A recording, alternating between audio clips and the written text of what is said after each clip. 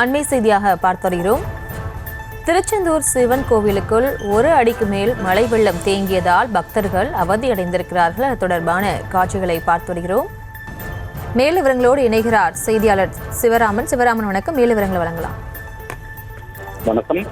திருச்செந்தூர் பகுதியில் காலை முதல் பெய்து வரும் தொடர் கனமழையால் சிவன் கோயில் வளாகத்தில் புகுந்த மழையால் இந்த பக்தர்கள் அவதிக்குள்ளாகின்றனர். தூத்துக்குடி, திருநெல்வேலி, கன்னியாகுமரி, தென்காசி உள்ளிட்ட பல்வேறு மாவட்டங்களில் இன்று பலத்த மழை பெய்யும் என வானிலை மையம் அறிவித்துள்ளது. இதற்கான ஆரஞ்சு அலர்ட் விடப்பட்டது குறிப்பிடத்தக்கது.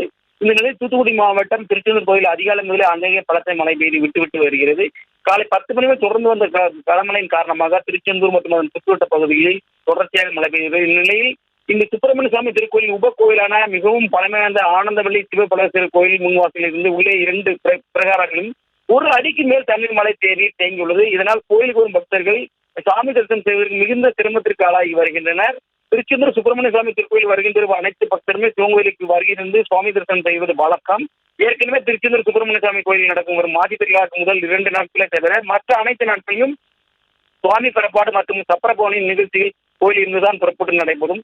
இந்நிலையில் சுவாமி சப்பர எழுந்தினால் மழை நீர் இயக்கத்தால் கொண்டு செல்வதில் மிகவும் சிரமம் ஏற்பட்டுள்ளது. திருச்செந்தூரில் தொடர் மழையின் காரணமாக நகராட்சி உட்பட்ட பாதாள சாக்கடை கழிவுநீர் மழை கலந்து கோயிலுக்கு தேங்குள்ளது குறிப்பிடத்தக்கது. விவரங்களுக்கு நன்றி.